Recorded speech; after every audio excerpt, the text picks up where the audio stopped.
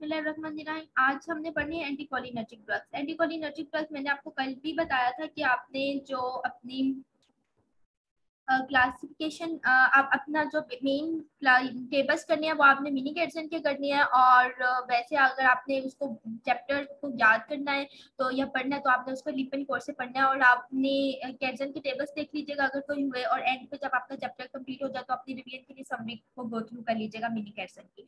सो classification mini कैटसन में तो बहुत थोड़ी सी लिखी हुई है, तो यहाँ पर ये है कि इस तरह यहाँ से आप ज्यादा ड्रग्स ले सकते हैं, और मेन जो याद करने वाली होगी उसमें मैं ज्यादा फोकस करके आपको बता दूंगी।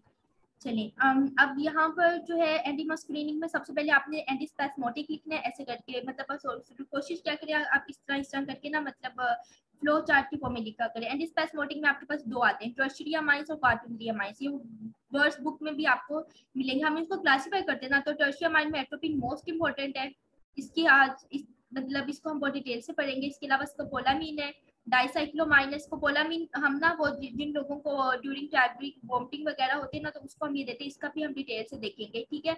अब हमने जो फंक्शन पैरासिम्पथेटिक में पढ़े थे, आइस में मायोसिस पढ़ी थी, हार्ट में ब्रेडिकार्डिया पढ़ा था, सिक्रीशंस कम पड़ी थी, सिक्रीशन ज्यादा पड़ी थी, ब्रोंको कंस्ट्रिक्शन पड़ी थी, ब्लड प्रेशर कम था, ब्रेडिकार्डिया था, या जैसे जीआईटी और जेरिटो यूरिनी ट्रैक की वाल्स की कॉन्ट्रैक्शंस थी और स्पिंडल्स की रिलैक्सेशन थी। अब ये सब चीजें जो है ना वो जब एक्सेसिव हो जाती हैं तो फिर हम इनके रिसेप्टर्स को ब्लॉक कर देते हैं, ताकि यहाँ पर आके वो ड्रग्स या वो लाइगेंड्स या वो हार्मोन्स आके ना लगे। ओके, तो यहाँ पे टर्शियमाइड्स में डाइक्लोसमाइन है, ऑक्सीबुटारीन है, ऑक्सीबेंसाइक्लामाइन है, प्रोपिविरीन है और डोल्डिरोडिन है। प्रोपिविरीन का वर्ड आपने याद करना है, एट्रोपिन का याद करना है, स्कोपोलामीन का याद करना है, डाइसाइक्लोमाइन का भी याद करना है, ऑक्सीबुटारीन की, क्योंकि ये थेरेप्यूटिक क्लासिफिकेशन में ये वर्ड्स आएंगे। ऑक्सीबेंसाइक्लामाइन थोड़ा लेंथी नेम में नहीं याद होता तो इट्स ओके। डोल्डिरोडिन भी आपको बुक में इसका नेम मिलेगा, लेकिन प्रोपिविरीन का आपने जरूर याद करना है।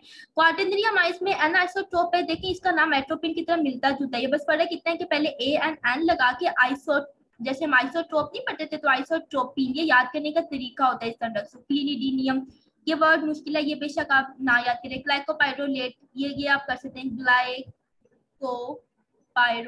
ठीक है। इस फ्लेवर से हम करते होते हैं ना, फ्लेवोसेट, हेक्सोसाइक्लियम, साइकिल से साइकिल के पीछे आप हेक्सा साइक्लोसाइक्लियम। आइसोप्रोपामीन का वर्ड आपने याद करना है। मिपेंसुलेट, ये वर्ड भी याद करना है क्योंकि ये बुक में आपके मेंशन है ये वर्ड्स, ठीक है। मिथेंथिलीन, ऑक्सीपिनोनियम, प्रोपेंथिलीन, इप्राटोपियम का वर्ड आपने याद करना है। ये लिपन कोट में इसकी डिटेल भी मेंशन है और ये मैं आपको बताऊंगी भी इसके फंक्शंस।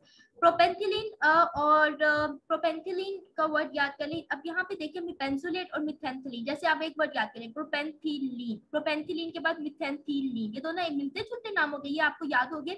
जब आपको मिथेंथिलीन याद हो जाएगा फिर आप इसके बाद मिपेंसुलेट भी याद कर लीजिएगा। और इप्राटोपियम आपने करना है, इप्राटोपियम से ये देखें मिलता जुलता नाम है आइसोप्रोपामीन। ये साइकिल से हो गया, ठीक है, ये फ्लेवर से हो गया। और क्लीडिनियम अगर नहीं याद होता तो इसोकर एंड आइसोटोप एट्रोपिन की तरह पहला पहला नाम हो गया। चलिए आइस में कौन से यूज होती है, बिल्कुल आपने इसी तरह मेंशन करनी। इसके आगे मजीद में एक और क्लासिफिकेशन की स्लाइड ऐड किया, उससे ज्यादा आपको क्लियर हो जाएगा। अगर किसी को कोई चीज,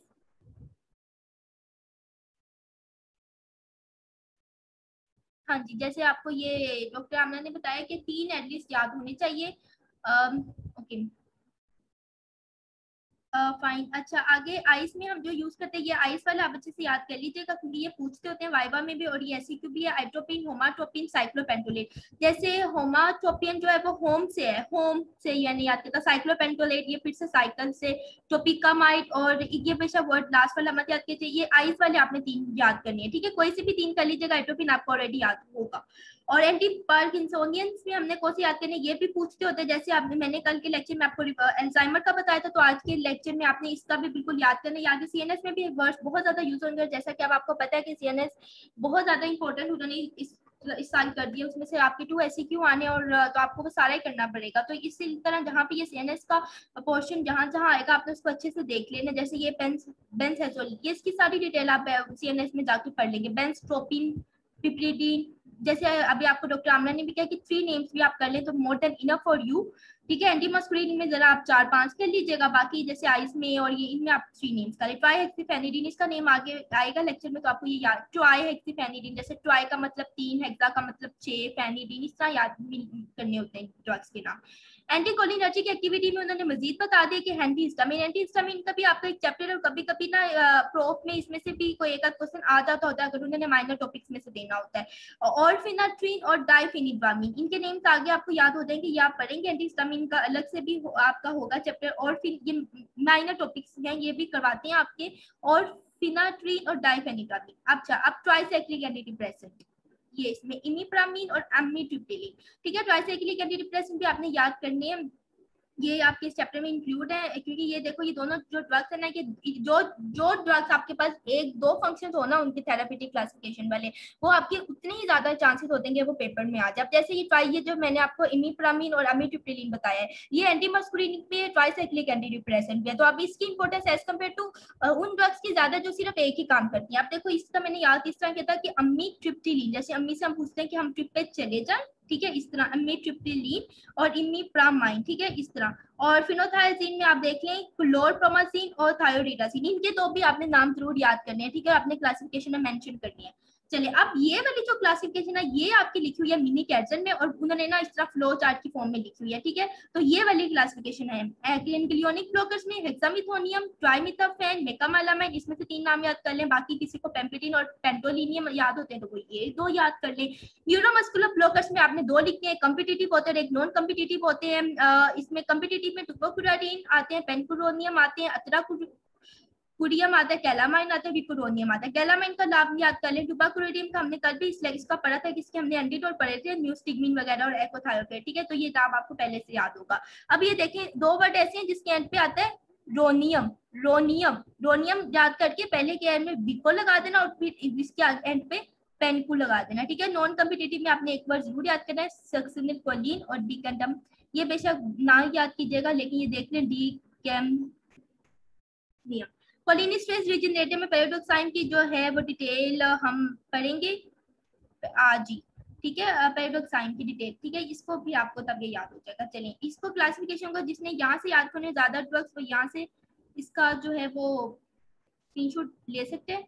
अब हम आगे फॉरवर्ड करते हैं। ये वाली जो क्लासिफिकेशन है ये मैंने आपकी नेट से ली थी, इसको आपने याद नहीं करना, लेकिन ये मैंने सिर्फ इसलिए मेंशन की थी कि आपने क्लासिफिकेशन को इस तरह बना के लिखना है, जैसे एट्रोपिन, स्कोपोलामिन, ये हमने पढ़ लिए हैं ऊपर एंटीस्पैस्मोटिक में, मैंने आपको उसमें क्वार्टरनरी और टर्शरी करके बताया था, और ये बेसिकली आपकी क्वार्टरनरी वाले हैं। उसके बाद एंट्रोपिन, दोबारा ये आइस वाली ड्रग्स हैं, ठीक है, ये आपने सेमी सिंथेटिक और नेचुरल वगैरह नहीं करने, ना कुछ इस तरह पूछते हैं आप। मिनी कैल्शियम वाली बेशक याद कर लीजिएगा, उसको आपने फ्लो चार्ट बनाना है, लेकिन आपने उस फ्लो चार्ट के नीचे एक ड्रग नहीं 3 ड्रग या मैक्सिमम कोई 4 अगर कर सकता है तो पहले इनको 4 लिख लें, ठीक है। एट्रोपिन, होमाट्रोपिन और ये वाली सब ड्रग्स, इप्राट्रोपियम, ट्यूट्रोपियम, ये भी आगे जाके मैं आपको बताऊंगी, इनका लंग्स में यूज होता है, ठीक है। कुछ हमारे पास शॉर्ट एक्टिंग होते हैं, कुछ लॉन्ग एक्टिंग होते हैं, इनका एमसीक्यू भी आ जाता होता है। बाकी ये आइस वाले भी हमने पढ़ लिए, ठीक है, ये सिर्फ मैंने आपको बताया था कि आपने इस तरह क्लासिफिकेशन लिखनी है, ठीक है, और याद आपने बुक वाली करनी है, लेकिन जिस तरह मैंने आपको इतने ज्यादा नाम बताए, आपने बुक में वो वाले सारे जो है ना वो मेंशन कर लेनी है, ओके।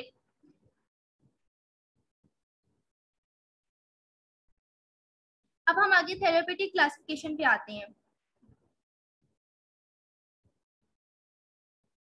थेरेपेटिक क्लासिफिकेशन में आप यहाँ पर देखें, आइस में हम कौन से यूज करते हैं, मैंने आपको बता दिया था, साइक्लोपेंटोलेट साइकिल से, टोपिकामाइड और होमाटोपिन किस तरह, होम से मैंने आपको कहा था याद करना, ट्रोपिन ऐसे लग रहा है ना, जैसे ये एट्रोपिन के नाम में भी एट पे ट्रोपिन आता है, तो पेंट से साइक्लोपेंटोलेट, और टोपिकामाइड भी आसान सा, ये जैसे हम ट्रॉपिकल ही करते होते थे पाक सरी वगैरह में, ट्रॉपिकल, तो टोपिकामाइड, ठीक है। एंटीस्पैस्मोटिक के नाम आपने जरूर 5 से याद करने, इसमें देख लेंगे पहले भी इसका जिक्र, डाइसाइक्लोमाइन, हायोसाइन, मिथाइल प्रोमाइड आपके लिए न्यू वर्ड है, प्रोपेंथिलीन, और मैंने आपको ऊपर बताए थे प्रोपेंथिलीन, मिपेंजुलेट और मिथेंथिलीन, देखो इनके नाम तीनों है, आप यहाँ पे सब मेंशन कर सकते हैं, क्योंकि मैंने आपको पहले ही बताया यूक्यू भी है, ठीक है, ये आपकी थेरेपेटिक क्लासिफिकेशन यूक्यू भी है, ठीक है, थेरेपेटिक क्लासिफिकेशन भी यूक्यू है, जो ऊपर मैं आपको बता कर रही हूँ वो भी यूक्यू है। यूरिनरी एंटीस्पैस्मोटिक में कौन सी ड्रग्स है, कि अगर बहुत ज्यादा स्पैम्स हो जाए, बहुत ज्यादा कॉन्ट्रैक्शन हो जाए, बहुत ज्यादा यूरिनेशन वगैरह हो जाए, किसी को डायरिया वगैरह हो जाए, ठीक है, तो फिर हम उसको ये देते हैं ऑक्सीबुटिनिन, ठीक है। ये आपने लफ्ज याद करने, क्योंकि एससीक्यू में आपने ये वर्ड्स लिखने होते हैं। फ्लेवर से, जैसे मैंने फ्लेवर से आपको बताया था।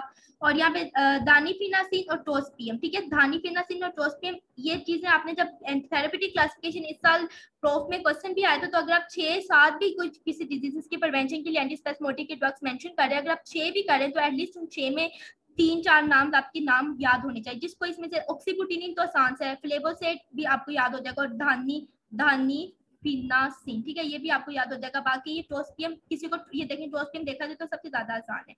ब्रोंकोडाइलेशन कौन करवाता है? क्योंकि जब हमारे पास अस्थमा होता है तो ब्रोंको कंस्ट्रिक्शन हुई होती है, क्योंकि हमें पता है कि हमारे लंग्स में M2 रिसेप्टर होते हैं। M2 रिसेप्टर जब एक्टिवेट हो जाए हार्ट में, तो यहाँ पर फिर हार्ट में M2 होते हैं जो ब्रेडिकार्डिया करवाते हैं, और वैसे आपकी लंग्स में जो रिसेप्टर्स पड़े होते हैं मस्कुलिनिक, वो कंस्ट्रिक्शन करवाते हैं। तो जब किसी को एस्थमा एग्रावेट हो जाए, या उसको एस्थमा हुआ हो, या उसके मस्कुलिनिक रिसेप्टर बहुत ज्यादा एक्टिवेट हुए हो, तो हम चाह रहे हैं कि उसको ब्रोंकोडाइलेशन हो जाए, तो इस वजह से ये ड्रग्स आ गया। आप रिस्पायरेशन वाले चैप्टर्स में भी पढ़ेंगे, इप्राटोपियम और ट्यूटोपियम, इनको अभी यहीं पे याद कर लें, ठीक है। पार्किंसोनिज्म का मैं आपको पहले बता चुकी हूँ, बेंजोट्रोपिन, पिपिनिडिन और बेंजोजोल, ठीक है। इसमें से भी आपने 2 नाम जरूर याद करने। बेंजोजोल देखने कितना आसान है, बेंजहेक्सोल। बेंजट्रोपिन तो बहुत आसान है, ये एट्रोपिन की तरह मिलता जुलता ही है। चले कमिंग, अब हम आगे फॉरवर्ड मूव करते हैं। यहाँ पे मैंने अगेन थेरेपेटिक क्लासिफिकेशन आपकी मेंशन की, और आपको मैं इसको अगेन रिवाइज कर देती हूँ, वैसे ये आपकी एक दफा हो चुकी है, ठीक है। आइस में मिड्रेटिक्स, आपको पता है कि आइस में जब हमारे जो होते हैं मस्कुलिनिक ड्रग्स होते हैं, वो क्या करवाते हैं, कंस्ट्रिक्शन करवाते हैं। तो वहां पर आपकी मायोसिस हुई होती है, ठीक है, वहां पे आपकी सिलियरी मसल का स्पैम हुआ होता है, तो हम चाह रहे हैं कि वहां पर आप डायलेशन हो जाए, मतलब पिपस की डायलेशन हो जाए, मिड्रेसिस हो जाए, तो उसके लिए हम एट्रोपिन यूज करते हैं, होमाट्रोपिन यूज करते हैं, टोपिकामाइड। आप बेशक की लॉन्ग एक्टिंग वगैरह ना याद करें, आप बस इसमें इन ड्रग्स की एटलीस्ट 3-4 नेम्स याद करें। यहाँ पे उन्होंने 3 लिखे हुए, तो आप बेशक की 3 जरूर याद करें। टोपिकामाइड, होमाट्रोपिन, एंट्रोपिन, साइक्लोपेंटोलेट ऊपर हमने पढ़ा था, ठीक है। मोशन सिकनेस में स्कोपोलामिन मैं आपको बता चुकी, इसका दूसरा नाम ये होता है, ये हम अपने ना कान के पीछे रखते हैं, ठीक है। ये बेसिकली 5 टर्मिनल पैच होता है, ये आपने जनरल फार्मा में भी पढ़ा होगा। ब्रोंकियल अस्थमा का भी हम जिक्र कर चुके हैं, एंटीस्पेस्मोटिक का भी हम बहुत दफा जिक्र कर चुके हैं। ग्लाइकोपाइरोलेट यहाँ पे इन्होंने मेंशन किया हुआ है। इसके अलावा हम एंटीस्पेस्मोटिक में और भी बहुत ज्यादा ऊपर पढ़ के आ चुके हैं, ठीक है। ये 2-3 तो आपने जरूर याद करने हैं। प्री एनेस्थेटिक एजेंट में एट्रोपिन, एट्रोपिन का जो ये यूक्यू भी है कि हम एट्रोपिन को जो है ना वो ऑपरेशन से पहले क्यों देते हैं। देखो, एक तो ये एनेस्थीसिया कर देता है, दूसरा इसी हार्ट के ऊपर इसका वेगोलिटिक इफेक्ट होता है, फिर उसके बाद ये सारी सिक्रीशंस भी कम कर देता है, तो इसके अलावा रिगर्गिटेशन के चांसेस भी हमें कम होते हैं। ये आगे ताकि मैं आपको थोड़ा सा मजीद बता दूं। ऑर्गेनिमोफॉस्फेरस की पोजीशन में ये एंटीडोट और ये एमसीक्यूज और एससीक्यू है, और ये जरूर आता है। चलिए, अच्छा, आगे जिन स्टूडेंट्स ने ज्वाइन नहीं किया हुआ, अब एक कोई मैसेज करके उनको कहते हैं कि ज्वाइन कर ले, अभी लेक्चर जो है वो हो रहा है, ठीक है ना। अच्छा, ओवर फाइजोस्टिग्मिन में ओवरडोज होते हैं तो एट्रोपिन यूज करते हैं, ठीक है। फाइजोस्टिग्मिन आपको मैं कल भी बता चुकी हूँ कि ये हमारे पास कोलिनोमिमेटिक ड्रग है, उसके फंक्शंस भी हम बहुत ज्यादा डिटेल से, ये मस्तीनिया ग्रेविस में भी यूज होते हैं, ये ग्लूकोमा में भी यूज होते हैं, ठीक है ना। तो अब हम फॉर एग्जांपल एक मस्तीनिया ग्रेविस का पेशेंट है, हम उसको कह रहे हैं कि ये ठीक हो जाए, इसलिए हम उसको दवाई दे रहे हैं फाइजोस्टिग्मिन। फाइजोस्टिग्मिन एक जगह जाके तो उसका मस्तीनिया ग्रेविस ठीक कर देगा, लेकिन दूसरी जगह जाके उसको डंबल्स डंबल्स में diarrhoea, urination, miosis, bronchoconstriction, lacrimation, sweating, excitation, conversion, ये सब कुछ करवा देगा, ठीक है। तो एट्रोपिन। अच्छा, इसके अलावा तो फिर फेजोस्टिग्मिन जब जब ज्यादा स्प्रेड हो जाएगा, फिर हमने उसको भी तो ठीक करने के लिए, एक बीमारी तो ठीक हो रही है, लेकिन उस एक बीमारी को ठीक करते करते अगर पेशेंट को 2 बीमारियां और हो गई, तो फिर हम जैसे फाइजोस्टिग्मिन देने की वजह से उसको ये सारी बीमारियां आ गई, जिसका नाम मैंने डंबल्स की फॉर्म में आपको निमोनिक बता के बताया, ये एट्रोपिन है, ठीक है। और इसके अलावा हम इसको डायरिया में भी देते हैं, ये आगे आपका जीआईटी में भी रिवाइज हो जाएगा कि ओपिएट्स के साथ मिला के हम इसको डायरिया के साथ देते हैं। ये यूज आपने जरूर करना है, क्योंकि कभी कभी वो फार्मा में ना, सेंटर में भी क्वेश्चन आया था हमें कि उन्होंने पूछा था एट्रोपिन के खाली यूजेस बता दें, 4-5 नंबर का सवाल दिया हुआ था। तो अब देखो, 1-2 यूज लिख के तो हमें 4-5 नंबर नहीं मिले थे ना, उसमें हमने ये बताना था, it is antidote for physostigmine, it is used with opiates for the treatment of diarrhoea, उसके बाद it is a pre anaesthetic agent, it is used as vagolytic agent, उसके बाद it is used before surgery, और it is most important antispasmodic drug, उसके बाद और ये हम मोशन सिकनेस के लिए देखिए इसके कितने ज्यादा यूजेस होते हैं। ये फोरेंसिक में भी जब आप पढ़ते हैं ना टॉक्सिथाथुरा वाला, तो उसमें भी ये आपसे खाली पूछ लेते हैं कि इसके फंक्शन बताएं, ठीक है ना। अच्छा, इसके अलावा पार्किंसन डिजीज में मैं बहुत दफा जिक्र कर चुकी हूँ, फिर से बेंजोट्रोपिन, पिपरीडीन, प्रीमीपेक्सोल, ये वर्ड बेशक ना कीजिएगा याद, ये थोड़ा मुश्किल है। बेंजोट्रोपिन, पिपरीडीन और ट्राइहेक्सिफेनिडीन। इसके अलावा जब यूरिनरी ब्लैडर बहुत ज्यादा ओवर एक्टिव हो जाता है या बहुत ज्यादा यूरिनेशन वगैरह होती है, तो उसके लिए टोल्टीटोटीन का वर्ड आप याद कर ले। इससे पहले भी ये टोस्पियम क्लोराइड करना है, तो कल इसके पहले मैंने आपको धानीफिनासिन और रोक्सीबुटिनिन बताया है। एसिड पेप्टिक डिजीज का ये एमसीक्यू आता होता है, पिरेंसिपैन और टेलिसिपैन, और ये वाइवा में भी पूछते हैं। Second and third degree heart block और ब्रेडिकार्डिया में एट्रोपिन। आप ये देखो एट्रोपिन फिर से ब्रेडिकार्डिया कितना, ये आप इसको दो फंक्शन बना सकते हैं। It is used as symptomatic bradycardia, it is used as second and third degree heart block. और जो लेबर में यूज होता है उसको पोलामीन यूज होता है, लेबर पेन में भी बेसिकली ये यूज होता है, ठीक है, स्कोपोलामीन। फाइन। अच्छा, कोई स्टूडेंट ना मुझे अब मैसेज करके ना जल्दी से सब बच्चे चैट में जो है ना वो लिखें एट्रोपिन के ना यूजेस लिखें, 3-4 जिनको जितने याद हुए। मैं ये वाली स्लाइड हटाने लगी हूँ ताकि आप यहाँ से देख लें। 3-4 जल्दी जल्दी यूजेस लिखें। और जिस स्टूडेंट को इश्यू था ना कि बुक से नहीं समझ लगती, तो बच्चे मैंने आपको बताया कि आप अगर आप जो टेबल्स जो मैंने कैसे से बताए वो टेबल से कर लें, और जो नहीं मतलब और लीप एंड कोर्स से आपने एक दफा रीडिंग करनी है, ठीक है, लीप एंड कोर्स रीडिंग कीजिएगा। और जो चीजें मैंने ऐसी कोई चीज नहीं छोड़ी जो अन इम्पोर्टेंट ना हो, ठीक है। बाकी दो बच्चे भी जो है ना वो, हाँ बाकी दो बच्चे भी जो है ना वो लिखें इसके 2-3 यूजेस, जिनको जितने ये आपको भी नजर आ गया ना डेडी कार्ड, इसको भी रिमूव कर दिया ताकि आप फिर से आगे खैर देख के कर दें, चलें कोई बात नहीं। इसके तो यूजेस करते हैं 2-3 बच्चे इसके। हाँ जी शाबाश, बाकी दो स्टूडेंट्स भी इसके मतलब बताएं इसके क्या है, ठीक है। मैं दोबारा से अब यहाँ पर जो है आपको बताती हूँ। ये देखिए पार्किंसन डिजीज में ट्राइक्सिफेनिडीन और बेंजोट्रोपिन, इसका मैं बहुत दफा जिक्र कर चुकी हूँ। थारीफिनासिन वैसे ये वर्ड ना कीजिए, ऑक्सीबुटिनिन का भी जिक्र हो गया। थारीफिनासिन की बहन सोलिफिनासिन बिल्कुल मिलते जुलते हैं। टोल्टीरोटिन और टोस्पियम ओवर एक्टिव यूरिनरी ब्लैडर में। साइक्लोपेंटाटोल, ये दो नाम आपको याद होने चाहिए, ठीक है। ये कहाँ यूज होते हैं, ये मिड्रेसिस में यूज होते हैं। इसके अलावा एट्रोपिन, एट्रोपिन किस में यूज करते हैं, एंटीस्पेस्मोटिक में, ठीक है ना, to treat the spastic disorder, जिनको बहुत ज्यादा वास की कॉन्ट्रैक्शन होती है बहुत ज्यादा, फिर हम कहते हैं कि थोड़ी कम हो जाए, ठीक है। मतलब ओबियसली वो पेशेंट अभी जब आएगा तो फिर हम उसको प्रिस्क्राइब करेंगे एट्रोपिन। चलें, अच्छा मैं देख लूँ कि बच्चों, हाँ ठीक है शाबाश, आपने लिखे में एक्सलेंट ओवर, ठीक है। हाँ यही लिखने भी है जब ICQ आपको आएगा। इसके बाद अब एट्रोपिन के मैं फिर से बताने लगी हूँ क्योंकि ऑर्गेनोफॉस्फेट की पॉइजनिंग का ट्रीट करता है, रिस्पायरेटरी सिक्रीशंस को खत्म करता है, ब्रेडिकार्डिया को ट्रीट करता है, स्कोपोलामिन का भी जिक्र हो चुका है, इप्राट्रोपियम और ट्रियोट्रोपियम का भी हो गया। और निकोटीन स्मोकिंग को स्टॉप करने के लिए यूज करते हैं। जो बच्चे स्मोकिंग करना करते हैं हम उनको फिर निकोटीन प्रिस्क्राइब करते हैं, स्पेशली फॉर स्टूडेंट्स जो मतलब स्टूडेंट लाइफ में जो स्मोकिंग स्टार्ट कर देते हैं, study stress, so called study stress जिसको वो कहते हैं अपना। एनी हाउ बॉयज में ये ज्यादा है। चलें, अच्छा एंटीकोलिनर्जिक इफेक्ट में ये देखते मैंने निमोनिक किया था, इसका मैं आगे भी आएगा तो मैं रीड कर देती हूँ, आगे आएगा तो मैं आपको समझा दूंगी। ब्लाइंड एज अ बैट, ठीक है, ये क्योंकि पीपल्स को डायलेटेड हो जाए तो वो ब्लाइंड हो जाते हैं, ठीक है। और रेड एज बीट, अगर बहुत ज्यादा वेजोडाइलेशन हो, फ्लशिंग, ये स्किन के साथ जिक्र किया है। Hot as a hare, hyperthermia करवा देते हैं। हाइपरथर्मिया मतलब टेम्परेचर को ज्यादा करवा देती हैं। इसके अलावा ड्राई ऐसा बोन, ड्राई स्किन और मैड ऐसा हेड में हेलुसिनेशंस वगैरह होती हैं, ठीक है।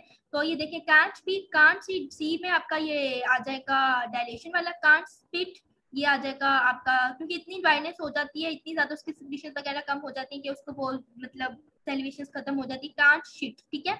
ये बेशक ना करें क्योंकि मुझे निमोनिक से ज्यादा ब्लाइंड एज बैड, जैसे बैंड की तरह अंधा, बीट की तरह रेड, हेयर की तरह हॉट, बोन की तरह ड्राई, पागलों की तरह पागल, हैटेड की तरह पागल, तो उसको हेलुसिनेशन और एगिटेशन भी होती है, ठीक है। चलिए ये आपने क्योंकि क्यों होती है मैं आपको बता देती हूँ कि क्योंकि बहुत ज्यादा जब मायोसिस हो तो हम उसको एट्रोपिन वगैरह देते हैं तो उसको मिड्रेसिस करवाते, इतनी मिड्रेसिस हो जाती है कि वो अंधा ही हो जाता है, इतनी ज्यादा वेजोडाइलेशन हो जाती है कि वो सुरख उसकी स्किन हो जाती है, ठीक है। फ्लशिंग के मैं जिक्र कर रही हूँ, इतनी ज्यादा उसका टेम्परेचर हाई होता था। एट्रोपिन आपका ना, आप सबने ना मुझे ना गूगल से या कहीं से भी ना अपने कॉन्सेप्ट से सर्च करके बताना है, नहीं तो मैं कल आपको बताऊंगी ग्रुप में कि एट्रोपिन किस तरह हाइपरथर्मिया करवाता है, ठीक है। ये आपका एक टास्क है, ठीक है, ये आपका थोड़ा कंसेप्चुअल टास्क है, मैं आपको बता दूंगी, लेकिन आपने ये बताना है कि एट्रोपिन किस तरह हाइपर टेम्परेचर ज्यादा करवाता है, क्योंकि ये जो एंटीमस्क्रीनिंग होता है ये टेम्परेचर ज्यादा करवा देते हैं। जब बहुत ज्यादा टेम्परेचर हो जाता है तो हाइपरथर्मिया हो जाता है, स्किन को ये ड्राई कर देता है, क्योंकि स्पीशीज ऑब्वियसली देखो एक बंदे को सिक्रीशंस हो रही है बहुत ज्यादा, हमने उसको एट्रोपिन दी कि अल्लाह करे इसकी सिक्रीशंस कम हो जाए, अब सिक्रीशन इतनी कम हुई कि वो ड्राई हो गया, और बाकी ये आसान सा ही है हेलुसिनेशन और एगिटेशन। ठीक है, एट्रोपिन का दोबारा से आ गया, ये आपको अब याद है कि ये मिड्राइटिक और एंटीस्पैस्मोटिक एंटी सिक्रीटरी एजेंट और ये हमारे पास बेसिकली एंटीडोट भी होता है। ठीक है, ये दोबारा से आ गया, hot as hare, dry as bone, wet as beet, blind as bat, mad as hatter, full as a flask. चलें, ये बताने से पहले ना मैं जल्दी से आपको ये बता देती हूँ इसका ट्रीटमेंट कि ऑर्गेनोफॉस्फेट की पॉइजनिंग में आपको पहले पता होना चाहिए कि एसिटाइलकोलिन अगर मैं थोड़ा तेज बोलूँ तो आपने मुझे बता देना। मेरी कोशिश ये है कि ये बस आपकी लास्ट स्लाइड है, इसको मैं जल्दी से आपको बता दूं। ठीक है, अब आपको पता है कि आपको ये पता है कि सबको पता है, बेशक ये मुझे चैट में भी बता दें कि पैरासिम्पथेटिक के क्या क्या फंक्शंस होते हैं या ऑर्गन सिस्टम इफेक्ट क्या होते हैं, आइस में क्या होता है, लंग्स में क्या होता है, ये मैं बहुत दफा बता चुकी हूँ। ठीक है, जीआईटी में क्या होता है, एक दफा ये मुझे लिख के बता दें, मैं साथ साथ आपको बताती हूँ कि ऑर्गेनोफॉस्फेट हम जब देते हैं कि उसके पैरासिम्पथेटिक को ब्लॉक करने के लिए देते हैं, उनके रिसेप्टर्स को ब्लॉक करने के लिए देते हैं, तो ये जाके ना एसिटाइलकोलिन स्ट्रेस को इनएक्टिवेट कर देता है। जब एसिटाइलकोलिन स्ट्रेस इनएक्टिव हो जाता है तो आगे से एसिटाइलकोलिन को तोड़ रहा होता है, तो एसिटाइलकोलिन को तोड़ने वाला ही इंसान जब मर गया, देखो एक फॉर एग्जाम्पल ए ने शिकार मतलब फॉर एग्जाम्पल ऐसे समझे कि जिसने जिसको शिकार करना था, जिसने शिकार करना था, जो शिकारी था वो खुद ही शिकार हो गया, तो जिसने होना था वो तो बच गया ना। तो इसी तरह एसिटाइलकोलिन बच गया, जब वो एसिटाइलकोलिन इतना ज्यादा हो जाता है और ठीक है, तो एसिटाइलकोलिन जब ज्यादा हो जाता है, ये बेसिकली आपका कल का लेक्चर का पॉइंट था, तो जब एसिटाइलकोलिन ज्यादा हो जाता है तो उसको वही डायरिया, यूरिनेशन और वही उसको आ जाता है। ठीक है, आप चैट में लिख भी रहे होंगे।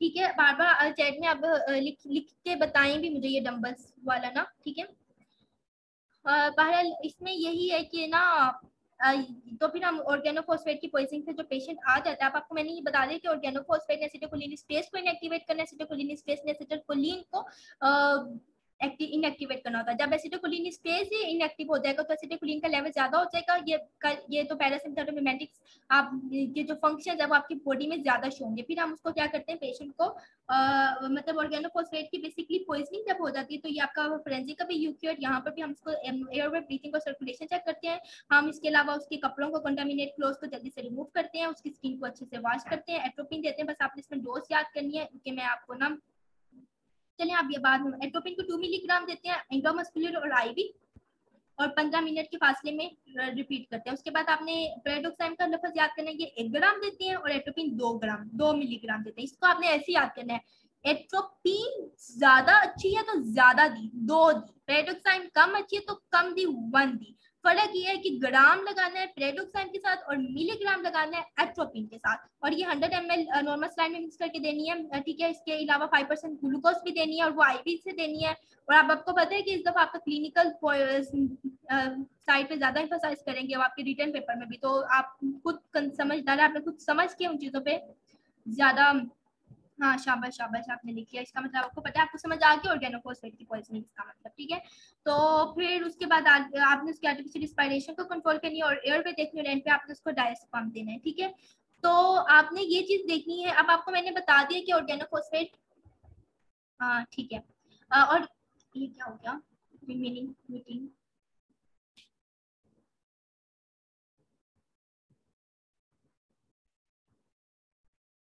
हाँ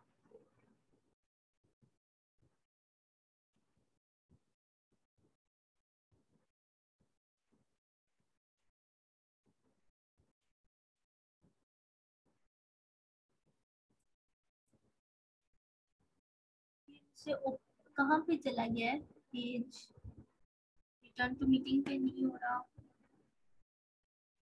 चलिए, अच्छा वहीं पे जाके वहीं पे हम जाके स्टार्ट करते हैं अपना। तो फिर ना क्या होता है कि हम उसको ना उसके ऑर्गेनोफॉस्फेट की पॉइजनिंग जो होती है ना वो ज्यादा हो जाती है। लेकिन आप आपको मैं जल्दी से ना यहाँ पर पेरोडोक्साइम का भी बता दूं कि जो पेरोडोक्साइम होता है ना उसने क्या करना होता है, उसने जो एसिटाइलकोलिन स्ट्रेस होता है ना मतलब देखें एक पॉइजन है जैसे एकोथायोफेट है या ऑर्गेनोफॉस्फेट है, उसने जाके एसिटोकोलिनेस्ट्रेस को ब्लॉक कर देना, एसिटोकोलिनेस्ट्रेस ब्लॉक हो जाएगा तो एसिटोकोलिन का लेवल ज्यादा हो जाएगा और हमें ये डंबल्स वाली सारी चीजें जो होंगी ना वो ज्यादा होंगी। लेकिन जब हमने उसको पैराडोक्साइम दिया तो उस पैराडोक्साइम ने जाके कहा पैराडोक्साइम एसिटोकोलिनेस्ट्रेस का दोस्त बना, उसने एसिटोकोलिनेस्ट्रेस को ऑर्गेनोफॉस्फेट की पॉइजनिंग से रिएक्ट करा, एसिटोकोलिनेस्ट्रेस जो शिकारी था वो दोबारा से बाहर आकर उसे दोबारा से शिकार किया और डंबल्स हमारे खत्म हो गई। ठीक है, तो आपने बस ये देखना और ये याद रखना है कि ये पैराडॉक्साइन में एक हिम्मत होती है, वो हिम्मत तब तक होती है जब तक मिथाइल ग्रुप होता है। जैसे ही मिथाइल ग्रुप खत्म हो जाता है ये बेचारा भी बेबस हो जाता है इसको बचाने में। ठीक है, और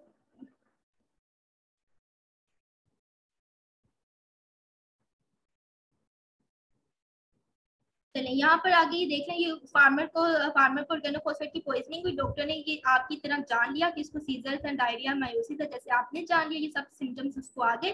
फिर हमने उसको एटोपिन 2 मिलीग्राम दी पेरोक्साइन, यहाँ पे उन्होंने 30 मिलीग्राम लिखा हुआ है पर केजी के हिसाब से, पर आप इसको 1 जितना ऊपर बताया बेशक उस हिसाब से कर लेंगे, पर केजी के हिसाब से कर लें। और 5 से 10 मिलीग्राम हमने उसको डाइस्पम दिया ताकि उसके सीजर्स भी खत्म हो जाए। ठीक है, अच्छा अब आपके पास लास्ट है कि बाइफेजिक इफेक्ट क्या होता है एट्रोपिन का। ठीक है, अब आपके पास ये है हार्ट, आप सबको पता है कि हार्ट में होते हैं एम्प्टी रिसेप्टर्स, ये है प्री सिनेप्टिक टर्मिनल, ये है पोस्ट सिनेप्टिक टर्मिनल। और यहाँ पे आपके सिनेप्टिक क्लेफ्ट है, ये एसिटोकोलिन है। ठीक है, और इसके बाद यहाँ पर आपको पता है कि ये एसिटोकोलिन जाके अपने रिसेप्टर्स पे जाके लगेगा और हार्ट के ऊपर ब्रेडिकार्डिया करवा देगा। लेकिन कुछ जब ये बहुत ज्यादा लग जाएगा तो यहाँ पे कोटो रिसेप्टर्स होते हैं, वो प्री सिनेप्टिक टर्मिनल्स के ऊपर होते हैं, उस रिसेप्टर्स के ऊपर जब ये यहाँ जाके लग जाएगा, इन दोनों को ऑक्यूपाई कर देगा, तो जब तीसरा बाइट आएगा ना वो यहाँ जाके नहीं लगेगा क्योंकि रिसेप्टर्स खत्म है, वो आवारा करती करता करता इसके साथ लग जाएगा। जब यहाँ पे जाके लग जाएगा ये रेड वाला उठेगा, ये कहेगा अच्छा ये तो घर से सारे बाहर निकल गए, मैं अब इनको बाहर नहीं जाने दूंगा, तो ये इनको बाहर नहीं जाने देता और ब्रेडिकार्डिया एक हद तक होता है। ठीक है, ब्रेडिकार्डिया जब हो जाता है फिर हम आपने बताया कि सेकंड और थर्ड हार्ट डिग्री ब्लॉक में ब्रेडिकार्डिया में मेट्रोपिन यूज करते हैं। जब हम लो डोज में यूज करते हैं तो लो डोज में जब यूज करेंगे तो वो इसको जाके ब्लॉक करेगा, इसको जाके ब्लॉक करेगा तो इसको इसको ये समझे सिक्योरिटी गार्ड है, इसने इन बच्चों को कहना है कि तुमने बाहर नहीं जाना। ठीक है, तो जब ये सिक्योरिटी गार्ड सो जाएगा, समझो ये एट्रोपिन जाके इसको सुला दिया, तो ये बच्चे क्या करेंगे, अब उनको खुली छुट्टी मिलके वो लोग खुश हो गए, उन्होंने जाकर जाके यहाँ पे लग गए अपने सेपरेट पे और ब्रेडिकार्डिया करवा दिया। अब डॉक्टर ने क्या किया, एट्रोपिन को हाई डोज में दिया, हाई डोज में तो नहीं दिया या किसी पेशेंट ने अपनी नेग्लिजेंस की वजह से हाई ले लिया, फिर ये क्या करेगा, ये पिंक वाला इसको भी जाके ब्लॉक कर देगा और जाके इसको भी ब्लॉक कर देगा। अब क्या होगा कि सिक्योरिटी गार्ड तो ऑलरेडी सोया हुआ है, बच्चे घर से बाहर आ गए, यहाँ से इनको आइसक्रीम मिलनी थी, लेकिन आइसक्रीम वाली दुकान भी बंद हो चुकी है, अब वो क्या करेंगे, कुछ भी नहीं कर सकेंगे, तो दोनों रिसेप्टर्स जो है वो आपके ब्लॉक हो जाएंगे। ठीक है, टेकिकार्डिया हो जाएगा। कि अब यहाँ पे देखो, एक तो आपके पास ये वाली रिसेप्टर्स पे जाके एसिटोकोलिन लग नहीं रही तो ब्रेडिकार्डिया हो नहीं रहा, और दूसरा आपके पास अनपोस्ट सिंपैथेटिक फंक्शन की वजह से एट्रोपिन हाई डोज में टेकिकार्डिया, लो डोज में ब्रेडिकार्डिया। ठीक है, अच्छा इसके अलावा दोबारा से देख लेते हैं कि यूजेस क्या है। एट्रोपिन के मस्कुलर टोन है, मोटिलिटी सिक्रीशंस को कम करवाता है, आईज में मिड्रेसिस करवाता है, हार्ट को रेट को ज्यादा करवाता है, सिक्रीशन को कम करवाता है। और आप इसकी एडवर्स इफेक्ट भी देख लेना, ये भी यूक्यू है, वो आप देख लीजिएगा, उल्ट कर लीजिएगा कि यूरिनरी रिटेंशन करवा देगा। एक वक्त आएगा पेशेंट को यूरिन पास नहीं होगा, एक वक्त आएगा सिक्रीशन को कम करने के लिए दिया था, एक वक्त आया कि उसकी ड्राइनेस होगी, उसको कॉन्स्टिपेशन होगी, उसको यूरिन भी नहीं आया। ठीक है, उसकी बेशक डायरिया क्लोज करने के लिए दिया था, इतना डायरिया बंद हो गया कि कॉन्स्टिपेशन के साथ प्रेजेंट कर दिया। मिड्रेसिस को स्टॉप किया, किसके साथ आ गया, ग्लूकोमा के साथ आ गया। हार्ट रेट बढ़ाना चाहिए, इतनी बढ़ती कि पल्स ज्यादा होगी, सिक्रीशन को कम करने की हमारी ख्वाहिश थी, सिक्रीशन इतनी कम हो, इतनी ड्राइनेस हो कि हाइपरथर्मिया हो गया। ठीक है, ये आ गया से आपके पास ना आपने कॉन्ट्राइंडिकेशंस ऑफ एट्रोपिन भी अपने ना मिनी कैल्शियम से याद ना उधर से देख लेनी है लिपन कोर्स से। ठीक है, अच्छा इसके बाद आपका एमसीक्यूज है, ये यूएचएस में भी आता होता है और आपके कॉलेजेस टेस्ट में भी कि कौन से ग्रुप में एट्रोपिन को हम नहीं करवाते हैं। हाइपर इन्फेंट्स को ना हम हेल्थी इन्फेंट्स को नहीं करवाते, एट्रोपिन देते नहीं, उसमें कॉन्ट्राइंडिकेटेड होती, कुछ हम मेल्स में भी नहीं देते, ग्लूकोमा के पेशेंट्स में भी नहीं देते। इसलिए नहीं देते ग्लूकोमा के पेशेंट्स में कि बेचारे ने जाके ऑलरेडी करवाना इतना, क्या हम ग्लूकोमा को एग्रावेट करना चाहते हैं, क्या हम चाहते हैं कि हाइपरथर्मिया ज्यादा हो जाए, क्या हम चाहते हैं कि जिनको पल्स ज्यादा उनकी पल्स ज्यादा होगी वो मर जाए, अल्लाह माफ करे, नहीं, इसलिए हमने एट्रोपिन में कॉन्ट्राइंडिकेशन है। ये स्लाइड में आपको बता चुकी हूँ। और यहाँ पे मैंने आपकी यूक्यू साइड किया है, ये क्लिनिकल एप्लीकेशंस ऑफ एंटीमस्क्रीनिक भी मैंने आपको बता दिया है। ठीक है, इसके बाद मैंने ये वाला प्रोमिथाजीन का मैं आपको ग्रुप में सेंड करूंगी, और इसके अलावा एंटीमस्क्रीनिक की क्लिनिकल यूजेस मैं आपको 3-4 दफा बता चुकी हूँ, ये देखिए 2 दफा एसक्यू आया हुआ है। और इसके बाद